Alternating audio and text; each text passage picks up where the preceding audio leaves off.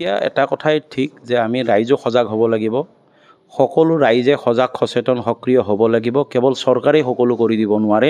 চৰকাৰে উচ্ছেদ কৰি দিব পাৰে, কিন্তু উচ্ছেদিতক আৰু পুনৰ বহাৰ পৰা দূৰত ৰাখিব লাগিব আমাৰ ৰাইজে। ৰাইজ সজাগ হ'ব লাগিব, জনসাধাৰণ সজাগ হ'ব লাগিব। আৰু জনসাধাৰণ সজাগ হোৱাৰ ক্ষেত্ৰত কিন্তু কিছু বাধা আহিব। অখিল গগৈ, লুৰিণ আৰু হীৰেণ গোহাঁইহঁতৰ নিচিনা ব্যক্তিবিলাকে আমাক অলপ কিছু বিভ্ৰান্তিকৰ কথা ক'ব, সমাজখন বিপথে পৰিচালিত কৰিব চেষ্টা কৰিব। কিন্তু আমাৰ বিশ্বাস আছে আজিৰ যিখন অসমৰ খিলঞ্জীয়া সমাজ, এই সমাজে আৰু হীৰেণ গোহাঁই, অখিল গগৈ, লুৰিণ গগৈ বা পাকিস্তানী এজেণ্ট গৌৰৱ গগৈহঁতৰ পিছত নদৌৰিব। আৰু এতিয়াৰ সমাজে নিজৰ যিটো সুৰক্ষা ব্যৱস্থা সেইটো কিন্তু ঠিকেই বুজি পাইছে যে বাংলাদেশী মুছলমানৰ হাতত আমাৰ অস্তিত্ব বিপন্ন হ'বলৈ গৈ আছে। গতিকে আমাৰ একত্ৰিত হোৱাৰ সময়, আমি চৰকাৰক সম্পূৰ্ণ ধৰণৰ সহযোগিতা আগবঢ়োৱাৰ সময়।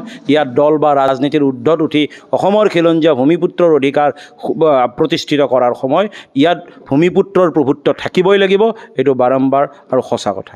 মুঠেই নহয়, কাৰণ ইয়াত খ্ৰীষ্টিয়ান মিছনাৰীয়ে যি ধৰণৰ আগ্ৰাসন চলাইছে, ইয়াত পদ্মপেগুহঁতৰ নিচিনা যিবিলাক দালালে খ্ৰীষ্টিয়ান মিছনাৰীৰ কাৰণে কাম কৰি আছে, মানুহক কনভাৰ্ট কৰা, চলে বলে কলে কৌশলে ভূমি ক্ৰয় কৰি তেওঁলোকে খ্ৰীষ্টিয়ান মিছনাৰীৰ স্কুল প্ৰতিষ্ঠাৰ নামত গীৰ্জা প্ৰতিষ্ঠা কৰি তেওঁলোকে যি ধৰণে এই মাজুলীখনক খ্ৰীষ্টিয়ান মিছনাৰীৰ খ্ৰীষ্টান ধৰ্মলৈ কনভাৰ্ট কৰাৰ যি প্ৰয়াস কৰি আছে, মাজুলী কোনোপধ্যেই খ্ৰীষ্টিয়ানৰ আগ্ৰাসনৰ পৰা সুৰক্ষিত নহয়। ইয়াৰ সজাগতা আনাটো আমাৰ প্ৰয়োজন আছে।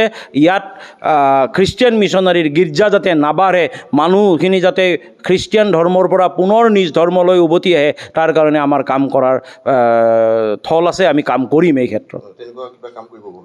নহয়, আমিতো ধৰ্মান্তকৰণ হৈ যিসকল হিন্দু গৈছে, আমি তেওঁলোকক আমাৰ ধৰ্মলৈ পুনৰ উভতাই অনাৰ প্ৰয়াস কৰি আছোঁ। য'ত আমি খবৰ পাইছোঁ কোনোবাই ইচ্ছা প্ৰকাশ কৰিছে, আমি তেওঁলোকৰ ওচৰলৈ গৈছোঁ, তেওঁলোকক পুনৰ সনাতন ধৰ্মলৈকে উভতাই আনিছোঁ আৰু আনি থাকিম। অনাগত দিনত আমি ব্যাপক হাৰত কৰাৰ কাৰণে চেষ্টা কৰিম। যিকোনো খবৰৰ বাবে যোগাযোগ কৰক 7099017330 লগতে 7099017110 নম্বৰত।